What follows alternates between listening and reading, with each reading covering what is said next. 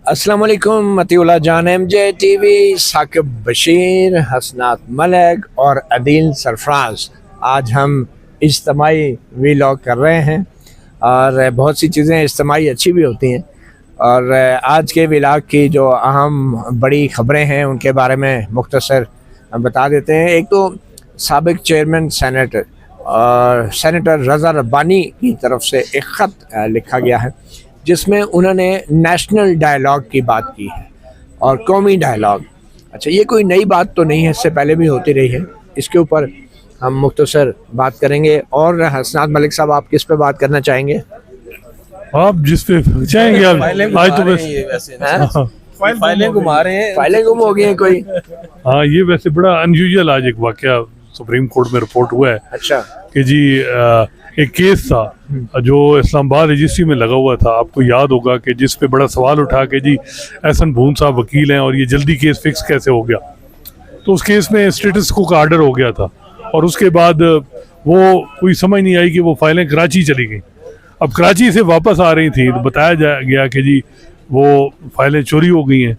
वो यानी कि अब स्टेटस को लंबा चलेगा। स्टेटस को लंबा चलेगा। अच्छा, के डाकू पड़ गए ना। जी हाँ, चलें उसके ऊपर भी बात करते हैं। ये सिंध हाई कोर्ट से मज़ारी एक अपील आई थी जो सुप्रीम कोर्ट में। जी जी। और अब ये समझ नहीं आई कि ये सिंध में कैसे एक दफा केस सुना गया है यहाँ, तो फिर ये सिंध से कैसे, कौन सा रिकॉर्ड था जो स्टोलन में वो इंटरिम ऑर्डर जारी करने के बाद मेन अपील सुनने के लिए शायद रिकॉर्ड मंगवाया हो और वो ऐसी कोरियर कंपनी से आया हो कि जिस कोरियर कंपनी के बारे में कुछ डाकू लोग जानते हो। वो डाकू बड़े कोई पढ़े लिखे और कानूनदान लगते हैं, उन्हें पता है कि इन फाइलों की क्या अहमियत है और स्टे ऑर्डर भी इसमें मिला हुआ है। पर एनीवे, अदील सरफराज साहब, आप किस मौजू को डिस्कस करना चाह रहे हैं? सर, मैं तो ये पूछना चाह रहा हूँ साकिब बशीर साहब से कि इस्लामाबाद हाई कोर्ट में बड़ी अहम एक तकरीब होने जा रही है। उस हवाले से बहुत सी खबरें भी इस्लामाबाद में गर्दिश कर रही हैं। तकरीब में क्या होगा वो तो ये बताएंगे। मैं तो ये पूछना चाहूँगा इनसे कि उस तकरीब से पहले क्या कुछ हो रहा है। सुना है बंद कमरों में कुछ दावतनामे भी जा रहे हैं और उसमें फिर रवैयों के ऊपर भी बात हो रही है, तो मैं वो जानना चाहूँगा। अच्छा, बंद कमरों या बंद बहुत बड़ा एक इवेंट होने जा रहा है। इस्लामाबाद के तकरीबन 1000 वकील ये तो पूरा वलीमा लगता है जी। और सफार डोगर साहब के आनर में। अच्छा। और बताया जा रहा है कि वहाँ आज से ही जो वो तैयारियां शुरू हैं और जो बाकायदा जो है वो कुर्सियां वगैरह आज से ही लगना शुरू। और मेरा ख्याल है कि मे भी कल कोई ऐसा ये इवेंट जो है और इसमें कोई खबरें हैं कि जी लॉ मिनिस्टर साहब को भी इनवाइट किया जा रहा है। ये जैसे साकिब साहब से पूछे। ये तो जी साकिब साहब, आप किस स्टोरी को डिस्कस करना चाहेंगे? मैं एक तो इन पे बात करेंगे जो इस्लामाबाद हाई कोर्ट के मामलात हैं। तो मैं ये चाहूँगा कि अभी हाल ही में मखसूस नशिस्तों का केस लगा हुआ था, तो उस दौरान जस्टिस जमाल खान मंदोखेल और जस्टिस अमीनुद्दीन खान साहब जो सरबराह हैं, उन्होंने बाकायदा तौर पर जो है वो मजाक उड़ाया वो जस्टिस मंसूर अली शाह और जस्टिस मुनीब अख्तर का कि पिछली दफ़ा 12 जुलाई को फ़ैसला आया था, तो उन्होंने 19 जुलाई को या 18 जुलाई को जो मीटिंग हुई थी उन्होंने छुट्टियों को फोकियत दी और उन्होंने मखसूस नशिस्तों की वो नज़रसानी नहीं सुनी थी, और होते तो सुन लेते। तो मेरा सवाल अब ये है कि 2 किस्म के केसेस उनके सामने हैं छुट्टियों में। एक तो इंट्रा कोर्ट अपील है जो ट्रांसफ़र जजेस की, और दूसरा उनके सामने है मिलिट्री कोर्ट्स की नज़रसानी है। तो क्या वो ब्रदर जजेस को तो उन्होंने बड़ा मजाक उड़ाया था, तो क्या ये जज भी छुट्टियां करेंगे या इन दोनों केसेस को सुनेंगे? इनके बड़े असरात हैं, मतलब एक कंटिन्यूटी है उन असरात की। चलिए कुछ चीजें तफसीली उसके ऊपर एक सेकंड मेरे ख्याल में हम पहले उसी तरतीब से चलें या हम इसी इशू को पहले ले लें जैसे क्योंकि चले इन्होंने बात वो तो मैं बता दूं आपको कि जो रोस्टर जारी हुआ है उसमें आईनी बेंच तकरीबन जुलाई में रेस्ट पे है। अलग रेस्ट पे है। कोई जज इस वक्त आईनी बेंच के होंगे लेकिन आईनी बेंच अवेलेबल। जैसे जमाल खान मंदोखेल साहब दुआ थी, दुआ छोड़ के आ गए। मतलब 3 दिनों में 3 दिन, मतलब वालदा उनकी फौत हुई थी, अल्लाह ताला उनकी मगफरत करे। 3 दिनों में वो दुआ छोड़ के आ गए। मेरा ख्याल है तो अब क्या उनको नहीं लगता कि उस वक्त इंसाफ की फराहमी बहुत जल्दी जरूरी थी? बेंच को जो काम सुपुर्द किया गया था वो उन्होंने किया, बड़े आसान तरीके से किया। अब अगर हुकूमत से पूछें, फौजी अदालतों में सिविलियन ट्रायल एंडोर्स हो गए, इस्लामाबाद हाई कोर्ट के जजेस का मामला इंडोर्स हो गया, ट्रांसफर इंडोर्स हो गई। और सबसे अहम माल गनीमत तकसीम हो गया। 78 सीटें जो हैं दूसरी जमातों के, अब 2/3 हुकूमत सुप्रीम कोर्ट की आईनी बेंच ने दिला दी है, जिस दिन मर्जी 27वीं तरमीम जाए। और आप क्या चाहते हैं आईनी बेंच छुट्टियां भी ना करे इतने बड़े काम करके। मेरा ख्याल है कि अब 26वीं तरमीम का केस लगा हुआ है जो बड़ा इंपॉर्टेंट है, तो वो बताया जा रहा है कि पहले तो वेट था कि 27वीं आ जाए तो इकट्ठी सुन लेंगे, मे भी आईनी अदालत में कुछ चले जाएं जज, वहाँ अब एक अलग सुप्रीम कोर्ट में आईनी अदालत का सरबराह कौन हो। अब वहाँ 2 जजेस में बड़ा एक जबरदस्त रेस लगी हुई है, बहुत शदीद। क्यों ये सरबराह की सीट खाली हो रही है, क्या हो रहा है? ये नहीं, आईनी अदालत बनेगी तो उसका सरबराह तो होगा ना। अच्छा, नहीं तो ये कब 26वीं तरमीम के लिए कब लग रहा है केस? अब तो ये बताया जा रहा है कि छुट्टियां खत्म होगी 9 सितंबर और नया अदालती साल अगस्त में। तो मेरा नहीं ख्याल कि कब छुट्टियां कह रहे हैं कि हो सकता है अगस्त में भी लग जाए। अगस्त में अब पता नहीं, लेकिन ये बात है कि 15 जज हैं आईनी बेंच के, कम से कम 5 जजेस को अवेलेबल होना चाहिए था। कल अगर कोई प्रेसिडेंशियल आर्डर रेफरेंस ही आ जाता है किसी मामले में, हुकूमत को जरूरत पड़ती है जी 186 में, पहले तो ये होता था जी कोई बेंच अवेलेबल, अब रेगुलर बेंच का बैठना कोई फायदा नहीं। इवन याही अफरीदी साहब भी अगर सुप्रीम कोर्ट में बैठे उनकी कोई हैसियत नहीं है, क्योंकि वो आइन की तशरीह ही नहीं कर सकते। उनको आइन के जो 26वीं तरमीम के बाद उनको इख्तियार ही नहीं है कि वो किसी रूल्स को भी इंटरप्रेट करे। पर मेरे ख्याल में साकिब बशीर साहब जो बात कर रहे थे कि एक तरफ तो जस्टिस अमीनुद्दीन खान तंज कर रहे थे कि जस्टिस मंसूर अली शाह ने और जस्टिस मुनीब अख्तर ने, जब वो जजेस की कमेटी का इजलास हुआ तो उसमें जब तजवीज़ आई कि 12 जुलाई के फैसले के खिलाफ नज़रसानी सुन लें, तो उस वक्त इन्होंने ताउन नहीं किया था। और वो भी 5-6 दिनों के बाद की 5-6 दिनों के बाद की। तो अब हमारे पे ये तनकीद की जाती है कि 12 जुलाई से फैसला आया हुआ है और इस पे अभी नजरसानी लग रही है, तो ये तनकीद जो उन पे हो रही थी तो उसका जवाब दिया। इंट्रा कोर्ट अपील तो बड़ी एक अपील का हक है ना, उसको तो सुनना चाहिए। अब इंट्रा कोर्ट अपील है 5 इस्लामाबाद हाई कोर्ट के जजेस की, उनका इफेक्ट इवन याही Afridi chief justice of Pakistan का व्यू ये है कि सरफराज डोगर साहब की सीनियरिटी बॉटम लाइन पे आते हैं वो, यानी सीनियरिटी नहीं बनती, इसलिए तो उनके बाद दोबारा रिमांड नहीं किया गया ना केस, क्योंकि अगर उनके पास होता तो फंस जाते। ये देखें वैसे अब मोहम्मद अली मदद साहब ने ये जो काम किया है हुकूमत से, इससे अच्छा क्या फायदा होगा कि उन्होंने बीच में जजेस वाला मामला ही खत्म कर दिया। कि अगर वो लिखते कि सदर जो है मशवरे करके सीनियरिटी डिटरमिन करे, अब सदर को ये इख्तियार मिला है कि आप अपना माइंड इस्तेमाल करके सीनियरिटी का तयन करें। माइंड क्या अप्लाई करें, बस उन्हें तारीखें डाल दें, उनको माइंड कौन सा अप्लाई करने का उन्हें ऑर्डर दिया गया था। बट एनीवे मेरे ख्याल में अब ये जो सदारती नोटिफिकेशन आया है, अब ये भी तो चैलेंज होगा और डेफिनेटली एक न्यू कॉज ऑफ एक्शन है। तो साकिब बशीर, आपको क्या लगता है कि अब जो सदारती नोटिफिकेशन आया है जिसमें एक फहरिस्त आ गया है सीनियरिटी की और ये कह दिया गया है कि ये मुस्तकिल बुनियादों पे ट्रांसफ़र या तैनातियाँ हुई हैं, तो इसको सुना था कि कोई एक जज इसको चैलेंज कर रहे हैं, इसका क्या मुस्तकबिल है? जी, जस्टिस मोहसिन अख्तर कियानी जो है वो इसको चैलेंज करेंगे। वो इस हवाले से मुशावरत ज़राए हमारे ये कह रहे हैं कि वो मुशावरत कर रहे हैं। अब देखना ये है कि इसको एक जज की जानिब से ही चैलेंज करना काफ़ी होगा या पांचों जो है वो चैलेंज करेंगे, ये मेरे ख्याल में उन्होंने अभी डिसाइड करना है। तो अगर पांचों ने करना होगा तो वही चैलेंज करने की जो पिटीशन तैयार होनी है, मेरे ख्याल में पांचों के नाम लिखे जाएंगे, वगरना एक का नाम लिखा जाएगा। तो पहले इंट्रा कोर्ट अपील अलग होगी और ये अलग होगा। लेकिन आपको फायदा है, बार ने जब इंडोर्स कर दिया और अब जो सवाल था असल कि कल जो शादियाने सुने बज रहे हैं इस्लामाबाद हाई कोर्ट में, खुशियाँ शादियाने हैं ना, रिजवाय सेठ जो याही अफरीदी साहब ने कहा, तो इस्लामाबाद बार कल जो खुशियाँ मना रही है, तो मेरा ख्याल है ट्रांसफर तो इंडोर्स हो गई। चलें जी, ट्रांसफर तो क्या इनसे पूछे वो कि क्या कल की इंतजामात क्या है? ये कोई इंतजाम थोड़ी कर रहे हैं।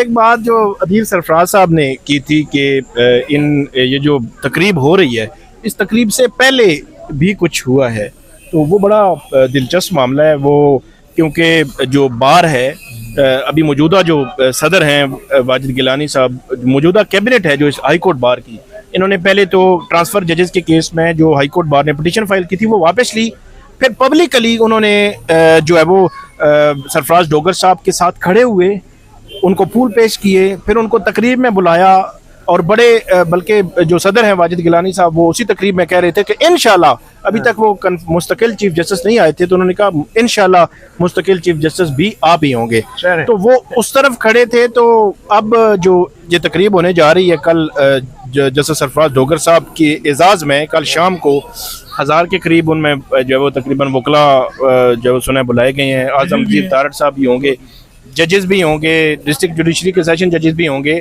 लेकिन जस्टिस मोहसिन अख्तर कियानी साहब को ये इतलात हैं कि उनको दावतनामा देने गए थे सदर और सेक्रेटरी, तो वहाँ पे जब वो गए मोहसिन अख्तर कियानी साहब, तो वहाँ पे मंदी का रुझान जो है वो देखा गया है। तो वहाँ पे गए हैं और कियानी साहब से ये इतलात हैं कि उन्होंने सलाम लिया है रूटीन का। तो फिर जो है वो उन्होंने पूछा है कि जी बताएं, तो उन्होंने दावतनामा पेश किया है और दावतनामा देखने के बाद उन्होंने कहा ओके थैंक यू, आप जा सकते हैं। नहीं, वो कहा मतलब कहने की तो मेरे ख्याल में होना तो वैसे और क्या तवक्को की जा उसके बाद सकती है। फिर बार के जो नुमाइंदे हैं वो फिर सदर सेक्रेटरी जो है वो वापस आ गए। तो बहरहाल ये चीज मुझे आपके ख्याल लगता में है क्या कि करना चाहिए था उन्हें? कुछ नहीं, दरवाजे पे आके वेलकम तो करते ना। आप भी वहां पर जाएंगे तो हमने तो सुना है मोहसिन अख्तर कियानी साहब दरवाजे पर आकर हर शख्स को रिसीव करते हैं, क्योंकि उनकी कुर्सी काफी पीछे है, सुनने में आया चैम्बर्स में। तो इनके साथ इस तरह की बेरुखी ये तो बड़ी ज्यादती नहीं है? अच्छा चले, हम मेरे ख्याल में थोड़ा सा बात को आगे बढ़ाते हैं। अब दूसरा इशू ये है जो अभी साबिक चेयरमैन सेनेट रज़ा रब्बानी साहब हैं, उन्होंने एक नेशनल डायलॉग का ऐलान किया है कि भाई होना चाहिए। तो अदील, मेरा आपसे सवाल ये है, क्योंकि आप तो बिल्कुल ही, आपको हम तीनों ने सीनियर प्यूनी जज की तरह ट्रीट कर दिया है, तो आपसे आपकी बारी नहीं आ रही है। तो अब आप ये बताएं कि नेशनल डायलॉग सेनेटर रज़ा रब्बानी जो चाह रहे हैं, तो आपके ख्याल में ये नेशनल डायलॉग कैसे हो सकता है? कौन लोग इसमें स्टेक होल्डर्स हैं और क्या इसका तरीका हो सकता है? और क्या वाकई नेशनल डायलॉग ऑलरेडी हो नहीं रहा? ये जो डायलॉग हो रहा है, क्या इसे आप नेशनल डायलॉग नहीं कह सकते? सर देखिए, नेशनल डायलॉग तो पाकिस्तान में कभी हुआ ही नहीं है। तजावीज़ हमेशा हम देखते हैं कि हल्की आंच पे कोई ना कोई देता ही रहता है।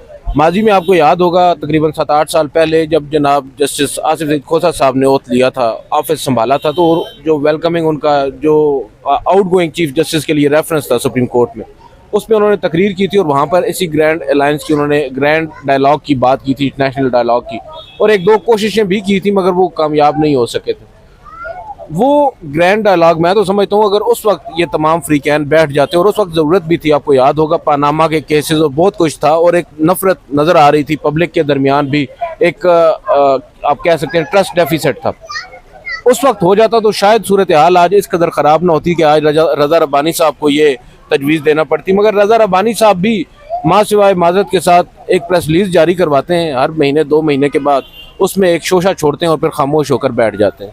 अमली तौर पर वो कहाँ खड़े हैं? माजी में हमने देखा है रज़ा रब्बानी साहब जैसे लोग, नजरियाती लोग अपने आप को कहा करते थे, कभी कभी रो भी देते थे, आंसू भी निकल आते थे, आईनी तरमीम को वोट देते हैं, बिल्कुल वोट भी दे देते फौजी थे अदालतों के हवाले से। लेकिन एक चीज़ तो थी ना कि यार ये लोग नजरिए पे खड़े हैं।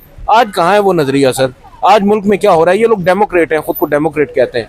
तो बात यह है कि इन जैसे लोग जो हैं, ये लोग एक प्रेस रिलीज दे देते हैं, उसके ऊपर एक बयानिया बनना शुरू हो जाता है, बात शुरू हो जाती है 2-4 दिन और उसके बाद बात ठप हो जाती है। अमली तौर पर इन्होंने क्या किया है, मैं तो ये पूछना चाहूँगा, आप लोग बताएं। आप लोग एक तवील अर्सा से कोर्ट्स को कवर कर रहे हैं, नेशनल जो डायस्पोरा है उसको देख रहे हैं।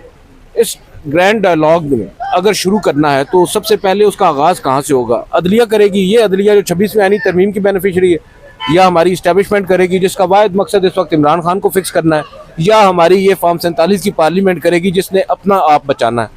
डायलॉग शुरू कौन करेगा?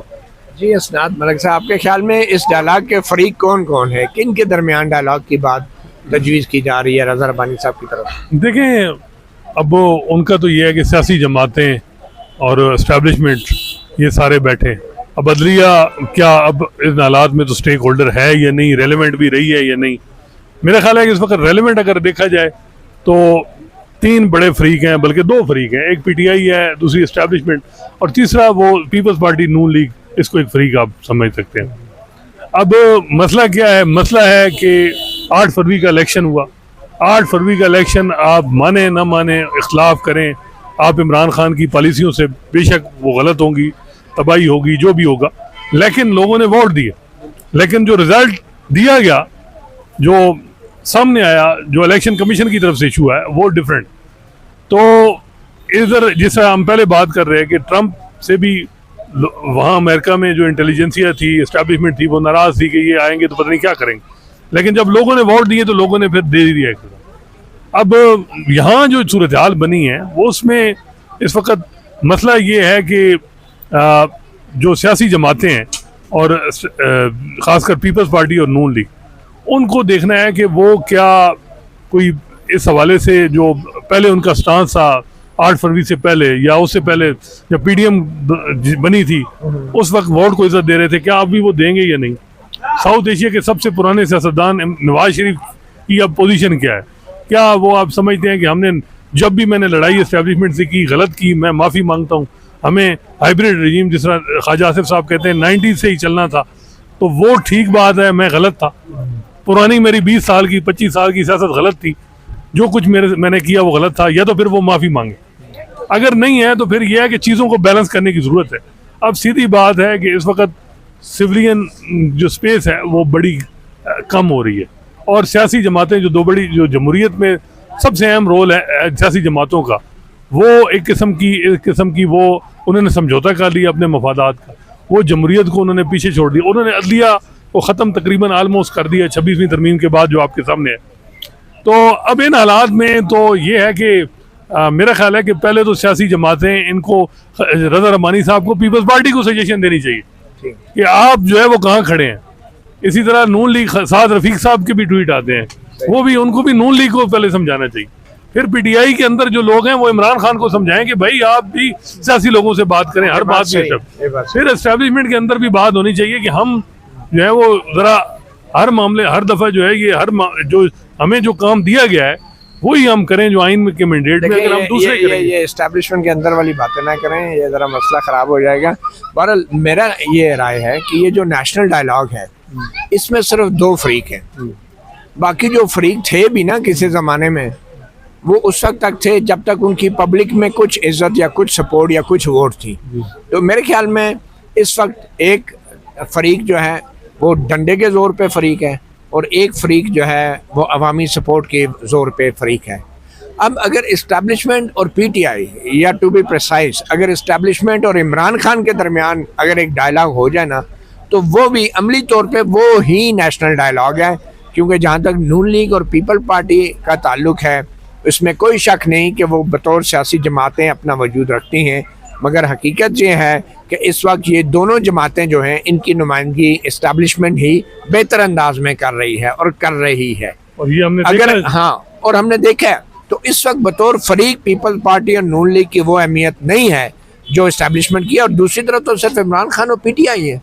मेरे ख्याल में अमली तौर पर चाहे जजेस हैं, अदलिया हैं, चाहे पार्लियामेंट है, चाहे ये शहबाज शरीफ की हुकूमत है, चाहे पीपल पार्टी है, चाहे नून लीग है, ये अमली तौर पे इस वक्त वो स्टेक होल्डर नहीं है जिनके दरमियान डायलॉग की ज़रूरत है। अमली तौर पे सिर्फ इस्टेब्लिशमेंट और इमरान खान जो है इनके मामलात जिस रोज़ तय हो गए ना, आप यकीन करें यही शहबाज शरीफ, नून लीग और यही पीपल पार्टी और आसिफ जरदारी कहेंगे कि नेशनल डायलॉग हो गया जी और बड़ा कामयाब हुआ। नहीं सर, आप बात कर रहे हैं 2 फ्रीकैन के दरमियान मामलात तय पाने की, हम बेसिकली बात हो रही है ग्रैंड नेशनल इंस्टीट्यूशनल डायलॉग। और कौन कौन से इदारे रह गए बता दें। अब आज इमरान खान के साथ on a serious note Imran Khan के साथ फौज बैठ जाती है, चले मान लिया फील्ड मार्शल साहब बैठ जाते हैं, इन दोनों के दरमियान मामला तय पा जाते हैं, कहा जाता है जी कि फार्म 47 वालों को हम बाहर निकालते हैं, आप आ जाएं इक़्तिदार में। सही है। क्या दीगर जो फ्रीकैन जो उस वक्त स्टेक होल्डर बन जाएंगे आपके इस फार्मूले के मुताबिक, फिर वो डिमांड करेंगे कि एस्टैब्लिशमेंट और पीटीआई के दरमियान डायलॉग में जो भी फैसला होगा ना, अब नून लीग और पीपल पार्टी इस पोजीशन में नहीं है कि उसकी कोई मुखालफत कर सके।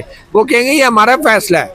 वो आपने सुना है ना, हाथी के पाँव में सबका पाँव। तो भाई साहब जो अमली तौर पे सिचुएशन है आपको भी पता है, नहरों वाले पे जरदारी साहब का क्या किरदार रहा है। अगर होता तो वो उसी वक्त मीटिंग में कहते ना कि ये नहीं हो सकता। वो सियासी लोग और फिर नहीं, यही तो मैं आपको बता रहा हूँ ना, सिंध के अंदर जो रिएक्शन है वो जरदारी साहब की वजह से उनके खिलाफ आया है, पीपल पार्टी के खिलाफ आया है। तो नहरों वालों पे पीपल पार्टी ने कौन सा स्टैंड ले लिया। तो ये मैं ये कह रहा हूँ कि इस वक्त बड़े फरीक 2 ही हैं। आप क्या कहना चाहेंगे। बस सर आपकी बात बिल्कुल दुरुस्त है, मैं उससे बिल्कुल भी डिफर नहीं कर रहा। मैं यहाँ तक बात कह रहा हूँ कि अगर आप लोगों का मकसद ये है कि आपने डायलॉग करना है, जो रज़ा रब्बानी साहब की उस तजवीज़ को हम देखें ग्रैंड इंस्टीट्यूशनल डायलॉग है, तो जैसे भी है अब 26वीं आईनी तरमीम हो गई है, अदलिया का शायद स्टेक इतना नहीं है, लेकिन जुडिशल कमीशन है आप तो जो इंस्टीट्यूशन है वो ज़्यादा अदलिया से ज़्यादा जुडिशल कमीशन बन चुका है। और कमीशन में क्या है, कमीशन में वही है मैं वही बात कर रहा हूँ ना, जो अदलिया का एक बतौर इंस्टीट्यूशन एक वो हम सोचते थे ना, जहन में रखते थे एक आज़ाद अदलिया का, वो तो अब ख़त्म ही हो गया है, वो तो अब गवर्नमेंट ही रह गई है। अच्छा साकिब, मेरा आपसे ये सवाल है कि अब नहीं, तो सेनेटर मतीउल्लाह जान साहब, आप और इमरान खान एक ही पेज पे हैं हाँ कि जी। एस्टैब्लिशमेंट और पीटीआई की बात, बाकी स्टेक होल्डर रेलेवेंट ही नहीं है। देखिए मैं आपको बताऊं, क्या इमरान खान जब ये बात कहते हैं हमें बुरा लगता है, ठीक है, और मैं ये कह रहा हूँ कि अमली तौर पे सिर्फ वही मुज़ाकरात कामयाब होंगे जिसमें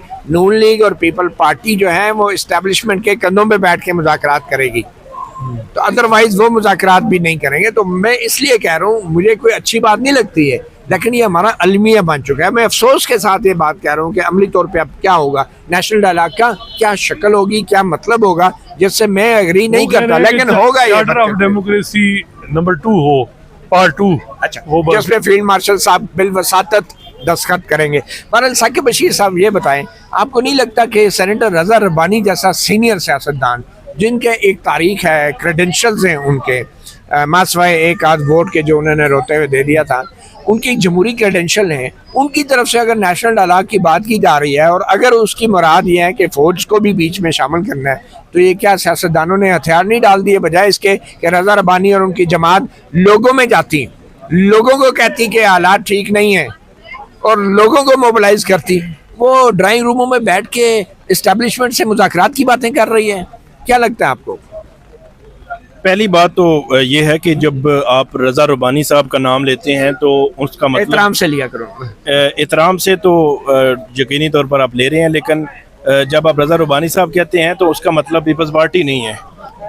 पीपल्स पार्टी का मौक़िफ़ कई जगहों पे हमने देखा है, वो मुख्तलिफ रहा है। 26वीं आईनी तरमीम पे भी अगर आप देखें तो पीपल्स पार्टी जो है वो 26वीं आईनी तरमीम कराने में पेश है, और रज़ा रब्बानी साहब एक लेटर लिखते हैं कि 26वीं आईनी तरमीम पे उनके कुछ खदशात, तहफ़्फ़ुज़ात, जो भी आप उसको कहें। तो एक बात तो ये है कि ये पीपल्स पार्टी का मौक़िफ़ ना कभी रहा है, हो सकता है वो कोई बयानात देते हों, लेकिन रज़ा रब्बानी की हद तक।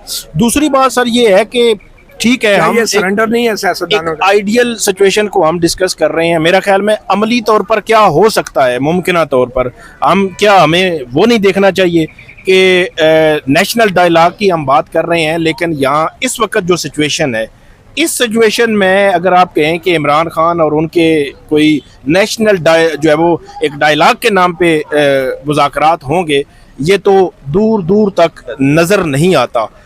और हमेशा से यही कहा जाता है कि ये हाइब्रिड निज़ाम जो वज़ीर दिफा एडमिट कर चुके हैं कि ये हाइब्रिड निज़ाम है और यही चलेगा, ये जो है वो पैगाम दिया जाता है। और कम से कम जो है वो 27 या 29 तक अगर ये पार्लियामेंट रहती है। फिर एक और बड़ी बात है, ठीक है पीटीआई है और आप कहते हैं कि ये मुस्लिम लीग नून और पीपल्स पार्टी जो है वो इस्टेब्लिशमेंट के कंधों पे बैठकर मुज़ाकरात या सिर्फ दो ही फ्रीक हैं डायलॉग के। मसला ये है कि इस वक्त लूली लंगड़ी फार्म 47 की जो भी है 2/3 मेजॉरिटी की हुकूमत है, ये हमें नहीं भूलना चाहिए। 2/3 मेजॉरिटी की हुकूमत से आपको निकलने के लिए मेरा ख्याल में इतनी भी आसानी नहीं होगी कि आप कहेंगे वहाँ से निकल कर जी खान साहब से। फिर इमरान खान जिस बंदे का नाम है वो भी इन पॉलिटिकल पार्टीज की रेड लाइन है। जिस तरफ आपने इशारा किया कि इनके पास इतनी पावर नहीं होगी कि ये उसको रेजिस्ट कर सकें, क्योंकि इमरान खान के पास पावर है, पब्लिक है, वोट है।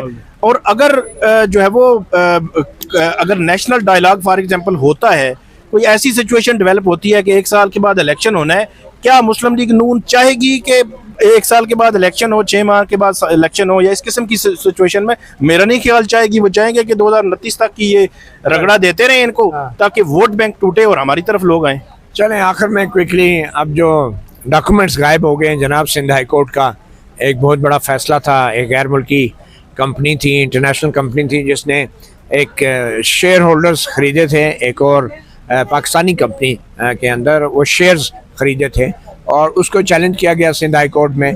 और सिंध हाई कोर्ट में ये फैसला आया था कि ये जो कंपनी शेयर्स ख़रीद रही है, इस कंपनी के ख़िलाफ़ तो पहले से एक जजमेंट आई हुई है कि इसने फ्रॉडुलेंटली अपने शेयर होल्डर्स के साथ फ्रॉड किया है, और ऐसी कंपनी को कैसे शेयर्स बेचे जा सकते हैं। उस पूरे प्रोसेस को सिंध हाई कोर्ट ने जो है वो कलअदम करार दिया था। उसके अगेंस्ट जो अपील आई है उस इंटरनेशनल कंपनी की तरफ से, उनकी वकालत जो है चौधरी हसन भून कर रहे थे।